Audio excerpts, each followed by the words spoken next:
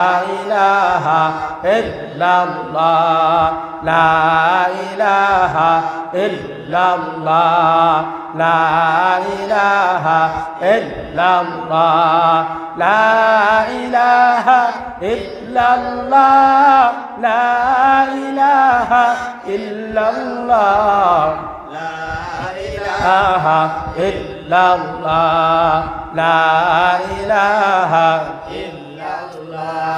لا إله إلا الله محمد رسول الله صلى الله عليه وسلم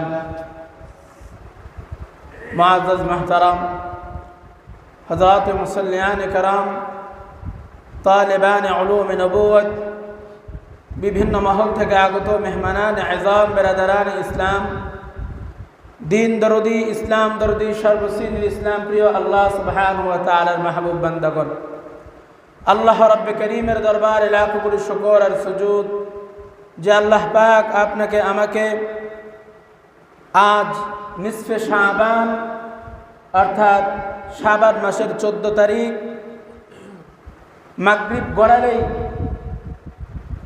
15 তারিখ অর্থাৎ শবে বরাতে উপনীত হব এমন একটা দিনে এমন একটা মহতি সময়ে আল্লাহ রাব্বে করিম আপনাকে আমাকে পবিত্র জুমার দিন আল্লাহর ঘর পৃথিবীর সবচেয়ে উত্তম স্থান মসজিদে আসার বসার দুটি কথা বলার এবং শোনার তৌফিক দান করেছেন। এজন্য সকলে অন্তরের অন্তঃস্থল থেকে শক্তি দিয়ে ভক্তি ভরে জোর থেকে জোর আওয়াজ করে বলি আলহামদুলিল্লাহ। মোহতারাম হাজরিন, শুকরিয়ার বিষয় যে এবছর আরবি মাস, বিশেষ করে এই মাস আরবি এবং ইংরেজি একসাথেই চলতেছে। আজকে ইংরেজি মাসেরও 14 তারিখ, আরবি মাসেরও 14 তারিখ। বলেন না আলহামদুলিল্লাহ। আমাদের মুসলমানদের ভিতরে আরবি মাসের গণনা খুবই কম।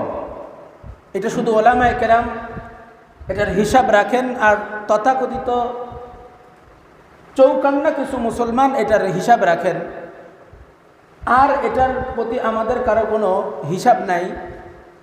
তন্মধ্যে আল্লাহ রাব্বে করিম আমরা যে হিসাবটা চাকরি বরাত দেশীয় হিসাবে ধরি, ওই হিসাবেও আল্লাহ সহজ করে দেওয়ার কারণে একই সাথে দুইটা হিসাব করতে সহজ হয়েছে। শাবান মাস মূলত আল্লাহর রসুলের মাস। রসুল পাক সাল্লাল্লাহু আলাইহি ওয়াসাল্লাম বলেন, শাবানু শাহরি রমাদানু শাহরুল্লাহ। শাবানু শাহরি ওয়া রমাদানু শাহরুল্লাহ। শাবান মাস আমার মাস, রমজান মাস আল্লাহর মাস। রমজান মাসকে অভ্যর্থনা জানানোর জন্য আল্লাহর রসুল সাল্লাল্লাহু আলাইহি ওয়াসাল্লাম রজব মাস থেকেই আল্লাহর রসুল দোয়া করতেন, আল্লাহ তাআলা যেন আমাদেরকে রমজান পর্যন্ত পৌঁছায় দেয়।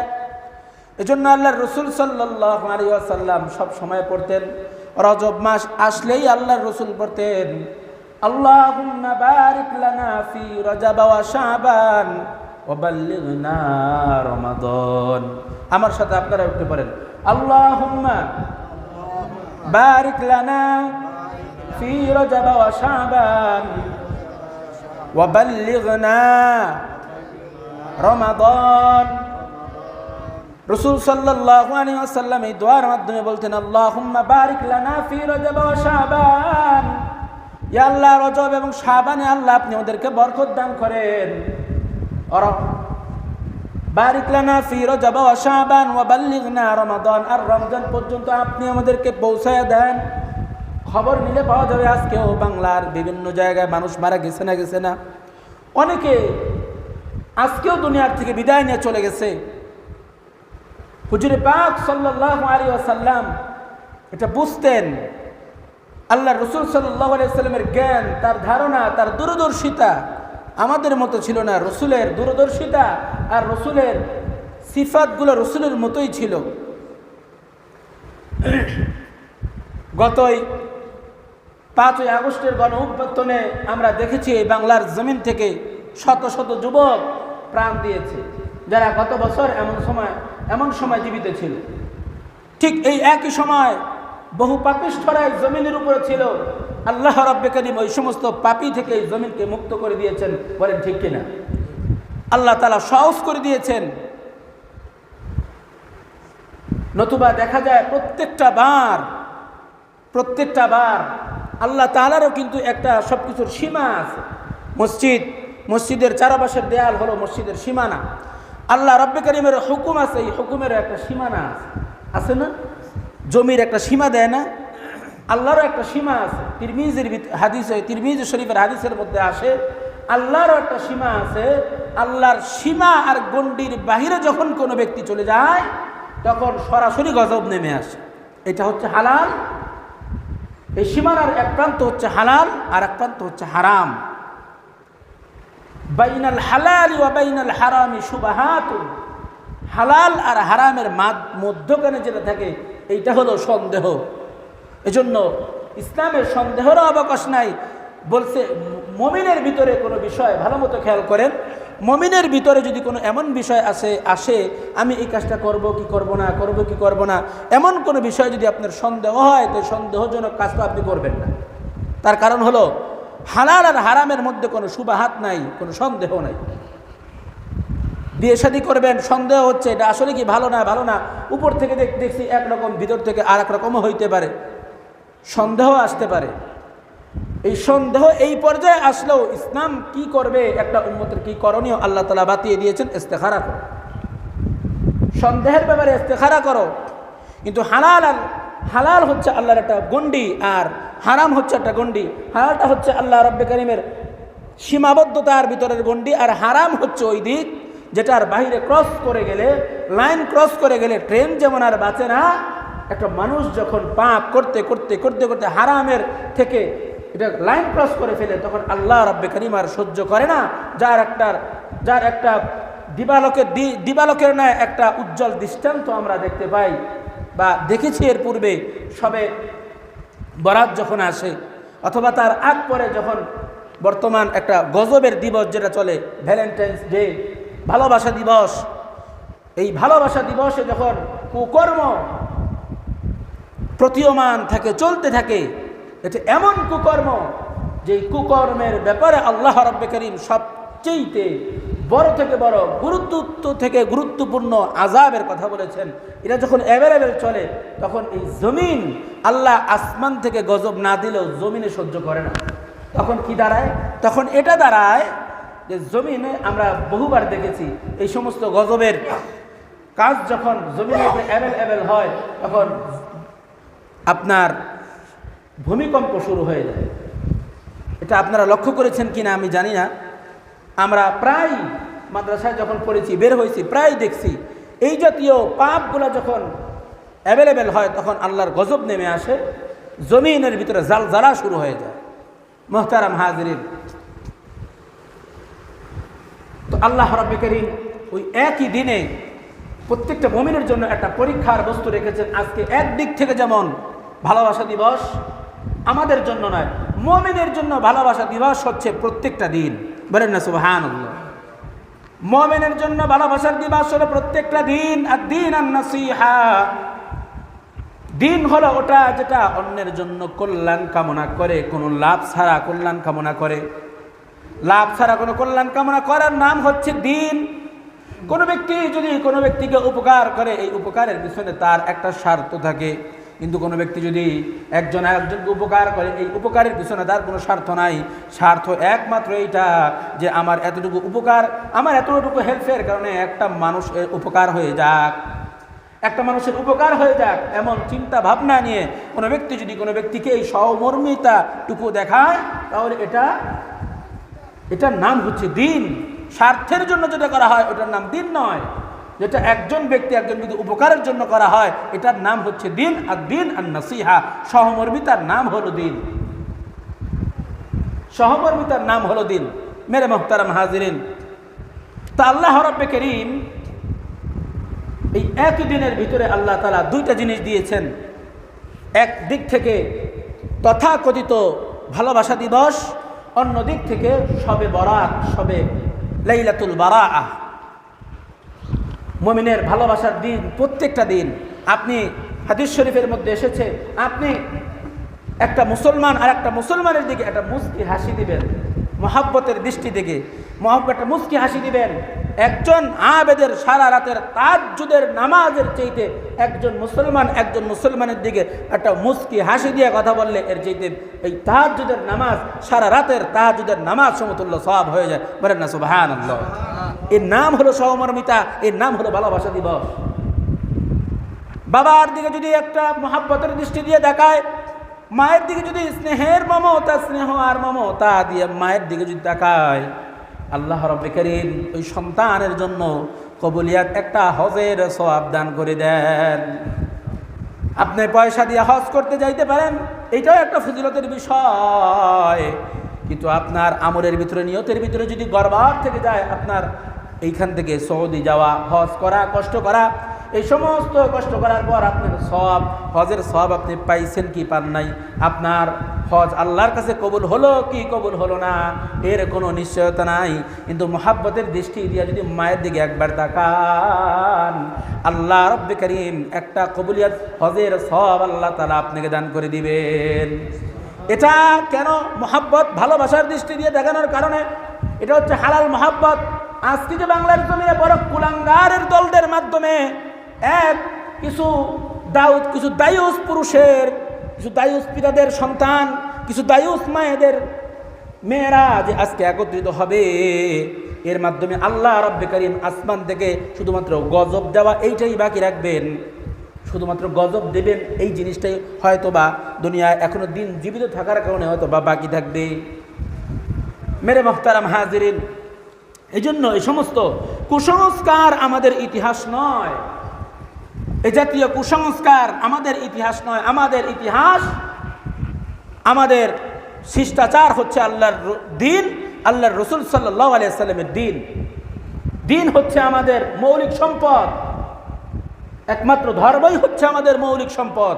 আজকে আমরা রাসূল সাল্লাল্লাহু আলাইহি ওয়াসাল্লাম হাদিস শরীফের মধ্যে কত সুন্দর করে বলেছেন, তালাবুল ইলমি ফরিদাতুন আলা কুল্লি মুসলিম। খেয়াল করবেন ভালো মতন, তালাবুল ইলমি ফরিদাতুন আলা কুল্লি মুসলিম, প্রত্যেকটা মুসলমানের জন্য দ্বীনি ইলম শিক্ষা করা ফরজ। প্রত্যেকটা মুসলমানের জন্য দ্বীনি ইলম শিক্ষা করা ফরজ। প্রত্যেকটা ব্যক্তির জন্য আলেম হওয়া আল্লাহ তাআলা ফরজ করেন নাই, রাসূলও ফরজ করেন নাই। প্রত্যেকটা মুমিনের জন্য আল্লাহ তাআলা আলেম হওয়া ফরজ করেন নাই, মুফতি হওয়া ফরজ করেন নাই, হাফেজ হওয়াকে আল্লাহ তাআলা ফরজ করেন নাই। প্রত্যেকটা ব্যক্তিকে আল্লাহ তাআলা ইসলামিক জাস্টিস হতে হবে এটা ফরজ করেন নাই। আল্লাহ তাআলা ফরজ করে দিয়েছেন সকালবেলা চক্ষু খোলার পর থেকে নিয়ে আবার চক্ষু বন্ধ হওয়া পর্যন্ত একটা সাধারণ আম মানুষ হিসেবে বেঁচে থাকার জন্য তোমার কতগুলা সুন্নত দরকার, কতগুলা মাননীয় বিষয়, কতগুলা বর্জনীয় বিষয় তোমার ভিতরে আছে। তুমি কিভাবে খাবে, কিভাবে চলবে, কিভাবে ব্যবসা বাণিজ্য করবে, কিভাবে তোমার আচরণ হবে তোমার স্ত্রীর সাথে, তোমার সন্তানের সাথে, তোমার পিতা মাতার সাথে, কিভাবে তুমি নামাজ পড়বা, কিভাবে তোমার লেনদেনগুলা হবে, একমাত্র ধর্মীয় দিকগুলাকে শিক্ষা আল্লাহ তাআলা প্রত্যেকটা মানুষের জন্য ফরজ করে দিয়েছেন। এই প্রত্যেকটা জিনিসকে আল্লাহ তাআলা ফরজ করে দিয়েছেন। আমরা তো প্রাথমিক পর্যায়ে ধর্মীয় শিক্ষা শিখিই না, বরঞ্চ ধর্মকে আরো বিকৃতি অবস্থায় এটাকে ব্যবহার করি, ধর্মকে বিকৃত অবস্থায় ব্যবহার করি। শবে বরাত আমাদের কাছে মনে হয় শবে বরাত মানে হলো হালুয়া রুটির দিন। আমরা শবে বরাতকে নিয়েছি হালুয়া রুটির দিন হিসেবে। আমরা শবে কদরকে খুঁজেছি শুধুমাত্র 27শে কদরের রাত্রে, আর সেদিন রাতের ইবাদত করাকে, আংশিক ইবাদত করাকে। অথচ দিন তো এটা নয়, ইসলাম তো এটা নয়, দিন তো এই জায়গা থেকে নয়। এজন্য আল্লাহর রাসূল সাল্লাল্লাহু আলাইহি ওয়াসাল্লাম বলেছেন যে প্রত্যেকটা মানুষের জন্য দিন শিখাটা ফরজ। এজন্য কুসংস্কার যেগুলো সামাজিকভাবে হয়, এই সমস্ত কুসংস্কারের জায়গা ইসলামে নাই। যারই একটা জ্বলন্ত প্রমাণ দিয়ে আল্লাহ রাব্বুল কারীম সূরা আলে ইমরানের ভিতরে বলেন, ওয়া মাইয়াবতাগি গায়রাল ইসলামি দীনান ফালাই ইউকবালা মিন। কোন ব্যক্তি যদি এমন কোন আমল করে, এমন কোন কাজ করে যেটা ইসলামের কোনো দখল নাই, শবে বরাত আসলো, শবে বরাতকে হালুয়া রুটি দিয়ে খেয়ে রাত কাটায় দিল। আল্লাহ রাব্বে কারীম বলেন এই হালুয়া এই রুটি খাওয়া একমাত্র তার জন্য গুনাহ ছাড়া আর নেকের তিল পরিমাণ কাজ হবে না। গুনাহ ছাড়া নেকের তিল পরিমাণ কাজ হবে না। শবে বরাতের জন্য নিসফে শাবানের রোজা একটা রাখা মুস্তাহাব। আমরা 10 মুহররমের সাথে মিলে কেউ যদি 2টাও রাখে, যদি এটাকে ধর্ম মনে করে রাখে, এখানেও কোনো ফায়দা নাই। ধর্ম মনে করে, দিন মনে করে রাখে। মেরে মোহতারাম হাজিরিন, শুধু এই সমস্ত বিষয় কোরআন ও হাদিসের ভিতরেই নয় এমনটা, কোরআন হাদিসের ভিতর থেকে বলেছে এমনটা নয়। আল্লাহ রাব্বে কারীম যুগে যুগের একটা বাস্তবতা মানুষের ময়দানে দেখিয়ে দিয়েছেন যে কুসংস্কারের জায়গা ইসলামের মধ্যে নাই। হযরত আমর ইবনে আস রাদিয়াল্লাহু তাআলা আনহু ইসলামের দ্বিতীয় খলিফা হযরত ওমর রাদিয়াল্লাহু তাআলা আনহুর জামানায় আমর ইবনে আস রাদিয়াল্লাহু তাআলা আনহুকে মিশরের গভর্নর বানায় পাঠিয়ে দিলেন। যাও রে আমর ইবনে আস, আল্লাহ রাব্বে কারীমের দ্বীন অনুযায়ী, কোরআন ও সুন্নাহ অনুযায়ী মিশরটাকে চালাবা, মিশরকে চালাবা আল্লাহর দ্বীন অনুযায়ী, আল্লাহর রাসূলের দ্বীন অনুযায়ী মিশরকে চালাবা, কোনো কুসংস্কারের মাধ্যমে নয়। হযরত আমর ইবনে আস রাদিয়াল্লাহু তাআলা আনহু চলে গেলেন মিশর। মিশরের ভিতরে চলে গেলেন। দিন যাচ্ছে, মাস গড়াচ্ছে, গড়াতে দিন গড়াতে পর্যায়ক্রমে চলে আসলো জুন মাস। এই জুন মাসে মিশরের একটা কুসংস্কার এটা ছিল যে নীল দরিয়ার পানিগুলো শুকায় যায়। নীল দরিয়ার পানি শুকানোর পরে এই নীল দরিয়ার ভিতরে একটা তাদের কুসংস্কার পালন করতে হয়। এই কুসংস্কার পালন করার পরে এই নীল দরিয়া আবার 1 বছরের জন্য পানির মুখ দেখে। জুন মাস গড়াচ্ছে, সবাই হযরতে আমর ইবনে আস রাদিয়াল্লাহু তাআলা আনহুর কাছে ভিড় জমালেন। বললেন, হযরত খলিফাতুল মুসলিমিন, মিশরের গভর্নর, আমাদের এখানে একটা রীতি আছে, এই রীতিকে যদি আমরা মানি তাহলে 1 বছরের জন্য পানি পাবো, নতুবা আমরা পাবো না। আমাদের একটা রীতি আছে, নীতি আছে। তো উনি বললেন যে তোমাদের রীতিনীতিটা কি বলো।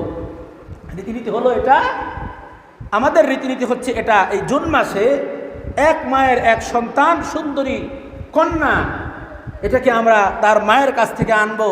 এরপরে তাকে সুন্দর গয়না গহনা কাপড় চোপড় পরিয়ে তাকে সাজিয়ে নীল নদে আমরা তাকে নিক্ষেপ করব। আর নিক্ষেপ করার বদৌলতে নীল দরিয়া আবার 1 বছরের জন্য আমাদেরকে পানি দিবে।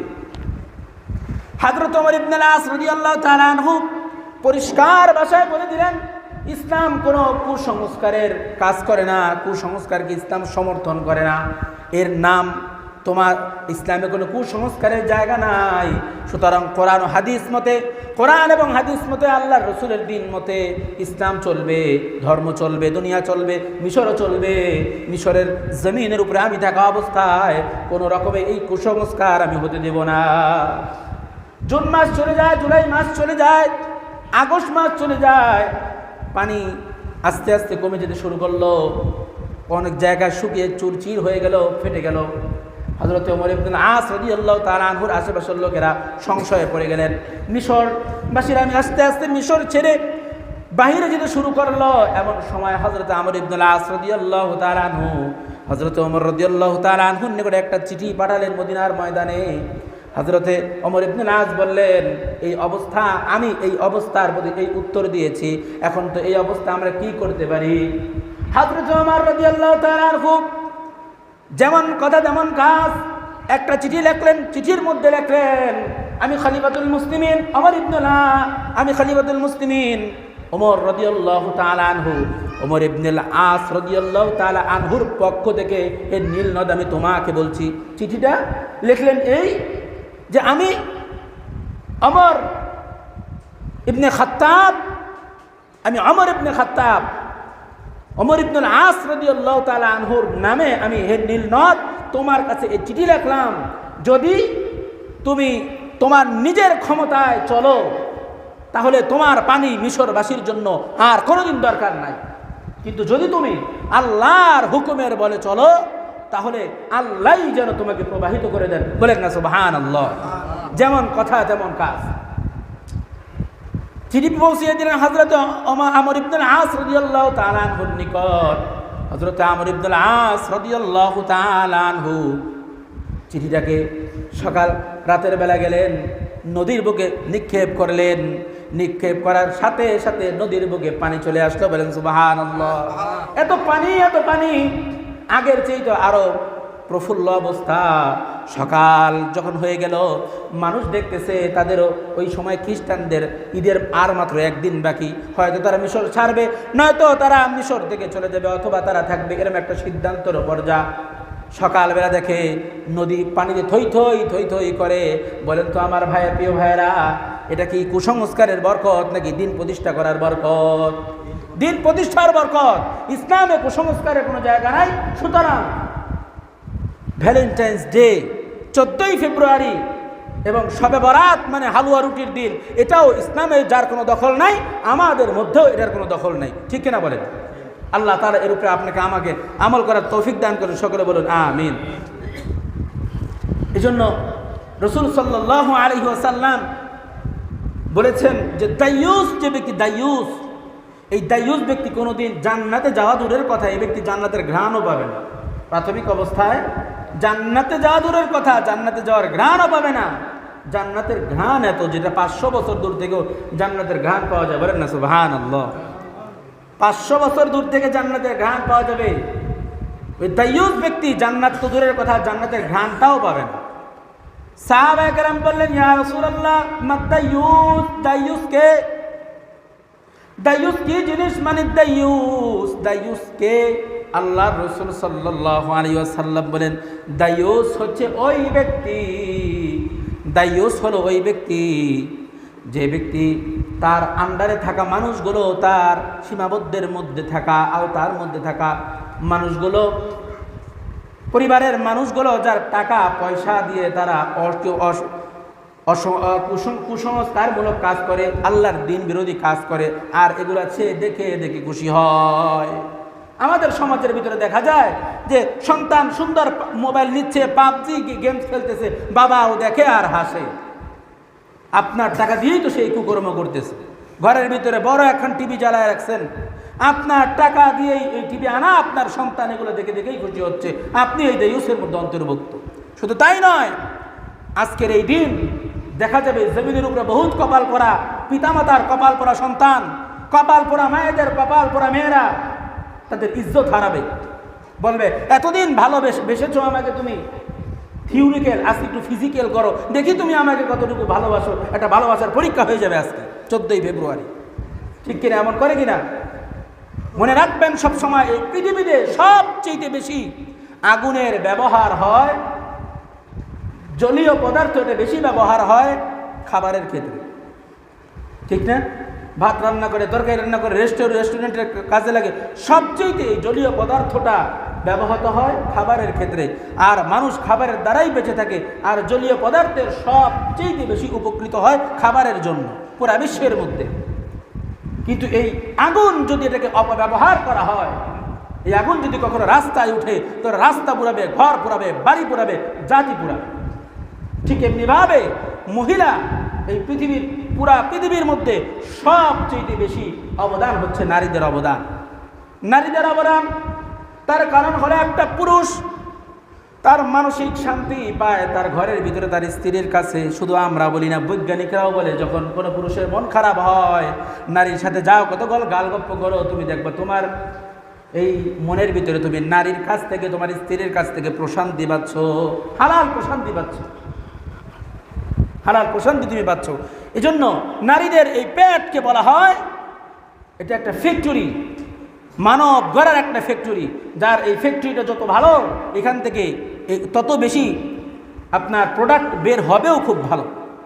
এজন্য নারী হচ্ছে এমন একটা আগুন, এটাকে যদি অপব্যবহার করা হয়, রাস্তায় ব্যবহৃত হয়, তাহলে এক ঘরের মায়ের সন্তানের দ্বারা আর এক ঘরের ছেলে নষ্ট হবে, জাতি নষ্ট হবে। অল্প একটু সময়ের মজা করবে, কিন্তু এই ছেলেটাও কোনোদিন তার স্ত্রীকে একটা পবিত্র সতীত্ব দিতে পারবে না, ওই মেয়েটাও কোনোদিন তার স্বামীকে একটা পবিত্র সতীত্ব দিতে পারবে না।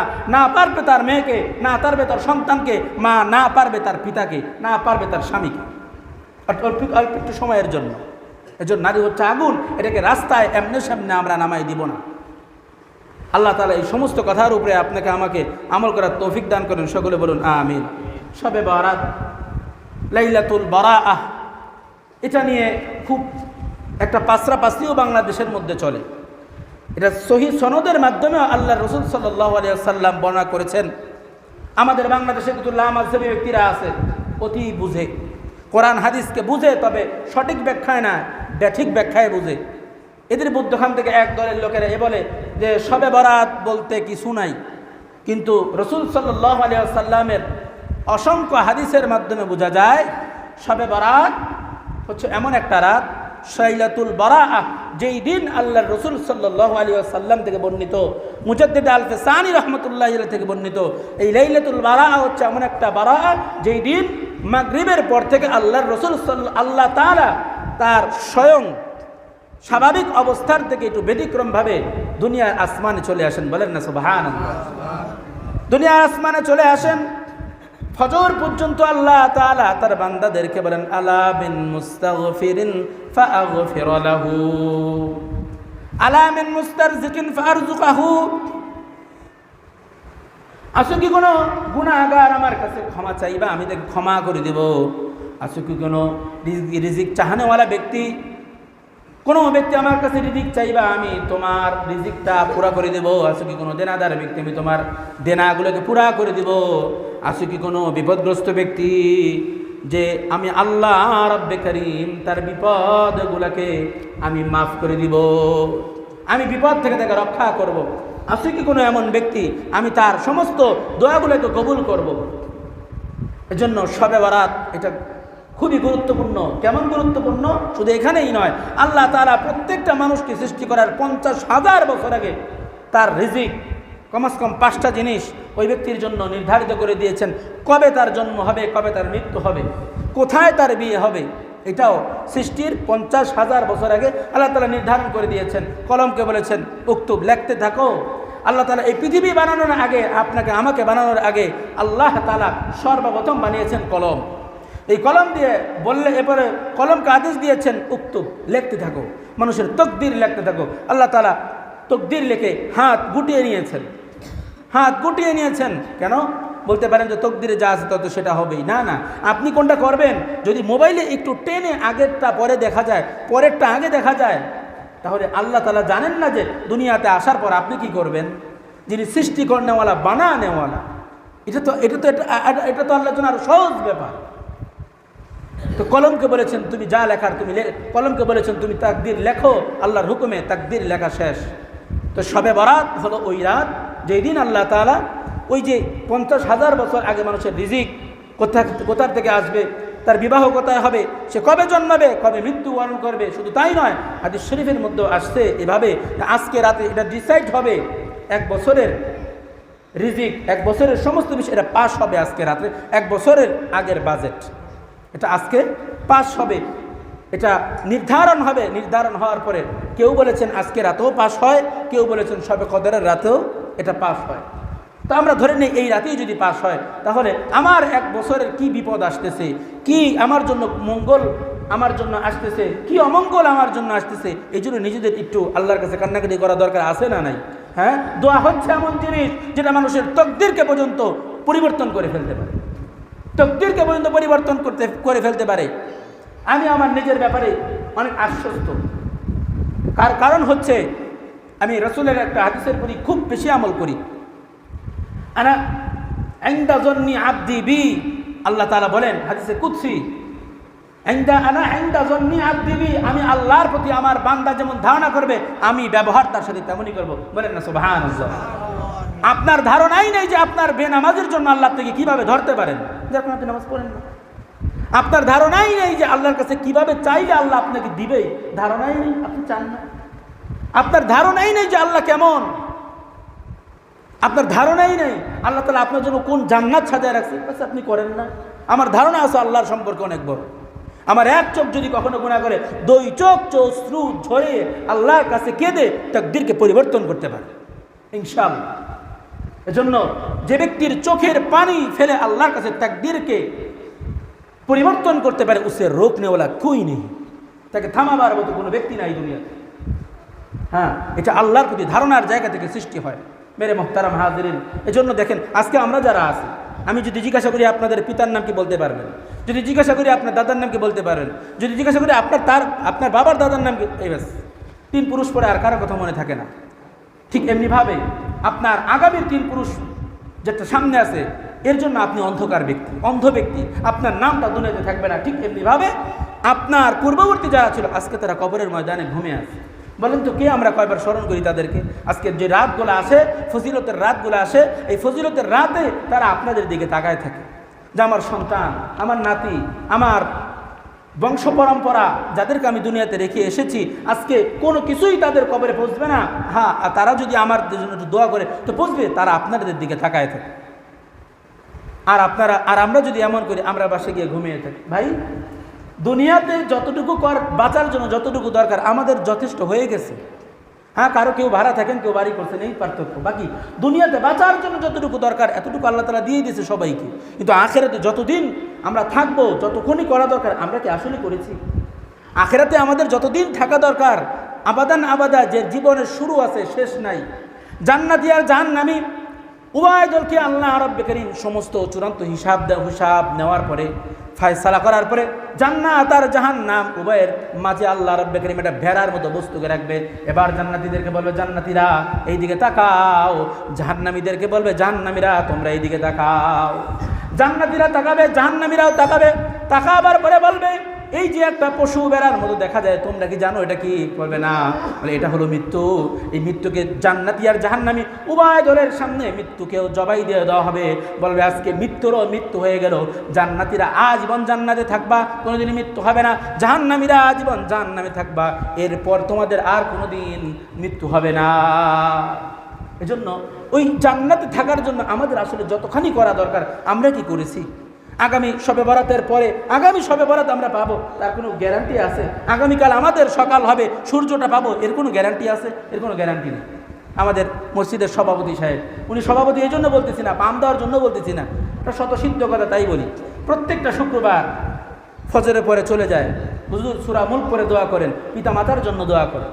আপনি জানেন না, আশা করি তার পিতামাতা এর জন্য কতটুকু তার জন্য ইহসান পায়, এবং তারা কবর থেকে আশা করি তার জন্য দোয়া করে। হাদিস শরীফে এর পূর্ণাঙ্গ ব্যাখ্যা আছে যে কবরবাসীরা তাদের দিকে তাকায় থাকে, এর রূহগুলা তাকায় থাকে। আমরা আসলে কবে দোয়া করেছি পিতামাতার জন্য? হাদিস শরীফের মধ্যে আসছে সোমবার, বৃহস্পতিবার, শুক্রবার, শনিবার। আবার বলছি, সোমবার, বৃহস্পতিবার, শুক্রবার, শনিবার, এই 4টা দিন হচ্ছে কবর জিয়ারতের অন্যতম দিন। আর এই 4 দিনের মধ্যে আবার উত্তম হলো জুমার দিনের নামাজের পরে কবর জিয়ারতের সময়, অথবা জুমার দিন যে কোনো সময়, ফজর, জুমার পর অথবা আসরের পর। এটা হচ্ছে মুখ্য সময়।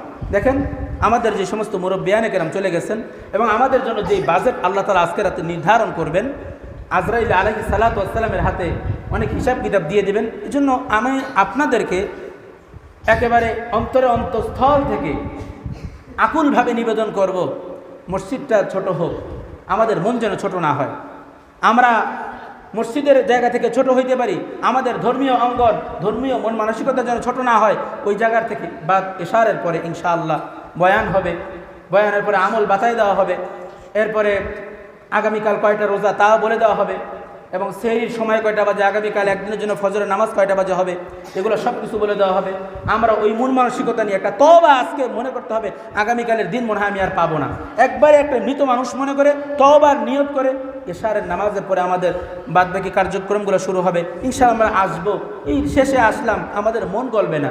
যখন আমরা শুরু থেকে পুরো বিষয়টাতে থাকবো, আল্লাহ চাহে তো এর একটা বদৌলত, এর একটা ফজিলত এবং এর করণীয় বর্জনীয় আল্লাহ তাআলা আমাদেরকে দান করবেন। এই আশা ব্যক্ত করে আমি আমার বক্তব্য শেষ করতেছি। সকলে বলুন আমিন।